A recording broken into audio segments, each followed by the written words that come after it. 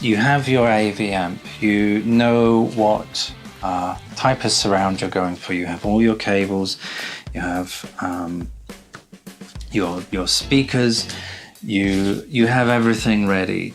And there's just some sort of hints and tips that I want to give you, so it sort of saves an awful lot of time. First thing to consider is I would make sure that you've got a good amount of room behind your AV amp, because trust me, you're going to be spending a bit of time behind there over the years.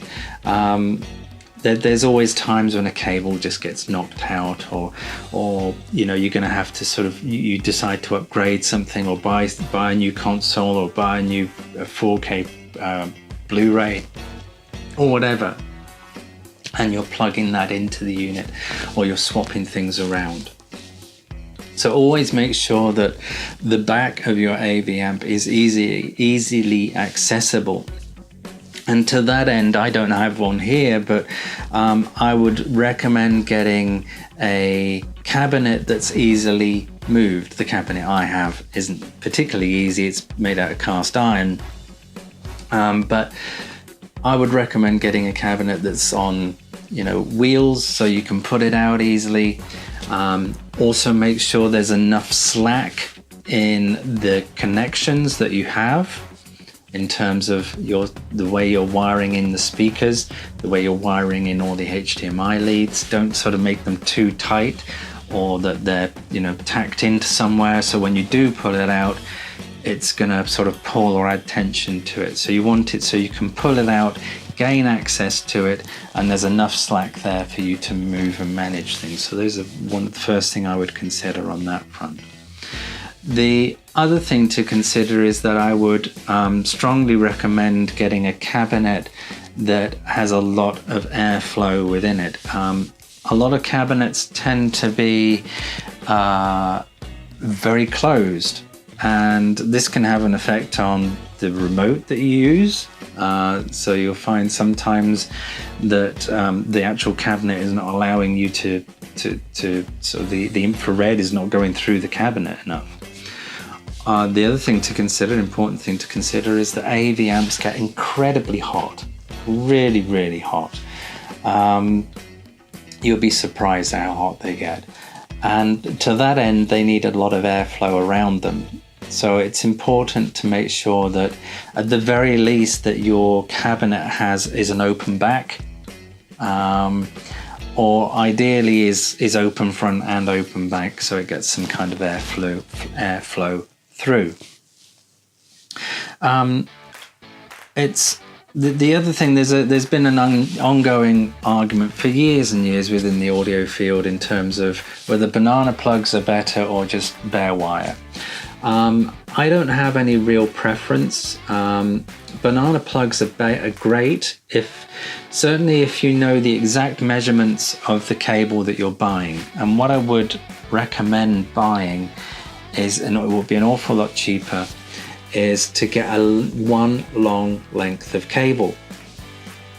So work out pretty much, you know, next to the nearest 3 or 4 meters of how much cable you would need for all of your speakers, and then add that as one, and then just get one massive length of cable. This allows you then to a degree of flexibility. Once you buy a cable that's pre-cut to a certain length, you're stuck with that length. So I would recommend buying a set reel of cable, and you'll be surprised how much you would need. And it's always best to overestimate than to underestimate. And for the sake of a few extra dollars or pounds to get that right is hugely important and saves a lot of stress. In terms of how you want to wire it, it makes no difference to the sound. Banana plugs make things more convenient. They're a little less faffing around, but you still have to wire them in. They can, when you've got 9 channels, 10 channels to wire on both ends, that can take some time. And really there's no difference to the sound when you have bare wire or you know, banana plugs. It really doesn't matter which way you're wiring them up.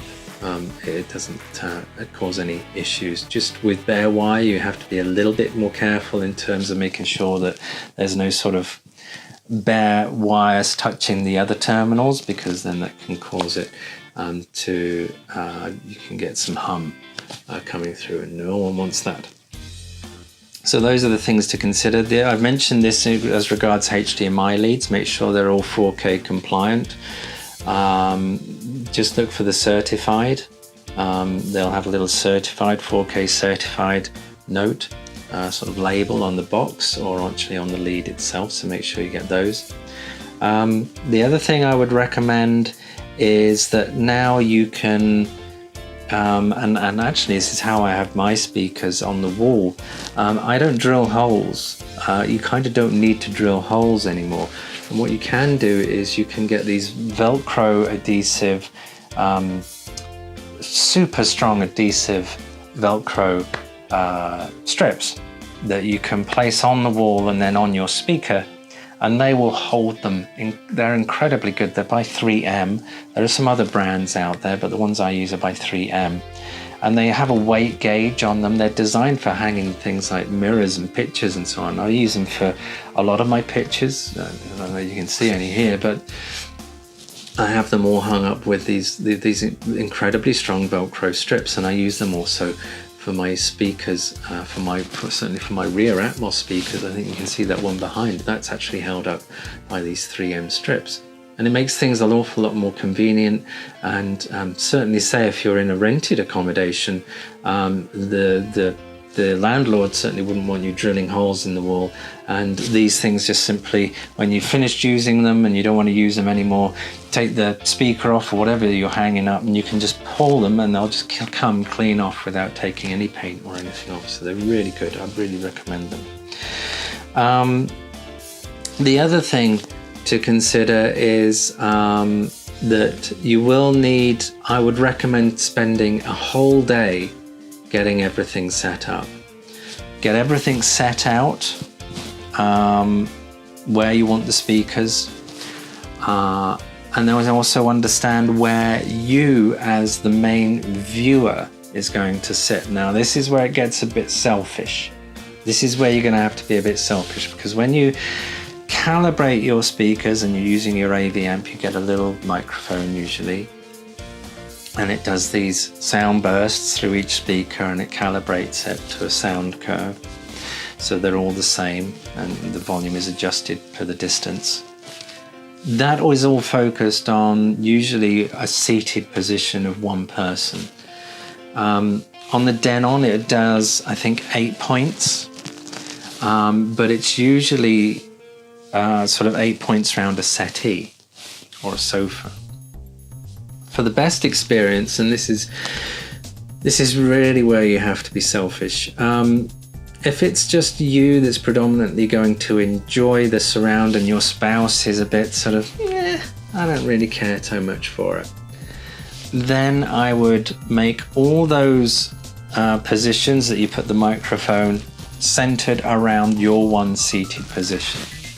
Because the more focused those speakers are to be set up for one single position, the better.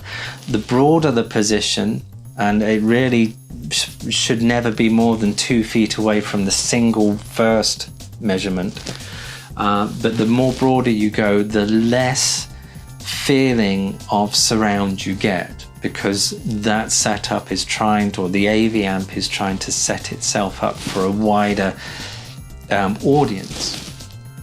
So if you've got, if you're setting it up and you're the one paying for it, be selfish. Just have one seated position and then have it work around them. If your partner or spouse or whoever is less keen, is excited about it but probably won't notice the difference, then you just make it for yourself. Make it for yourself, but don't tell them. Don't tell them. So that's what I would recommend you do before you sort of set up everything. It's always a good idea to make sure that you've got plenty of room behind your amp and easy access.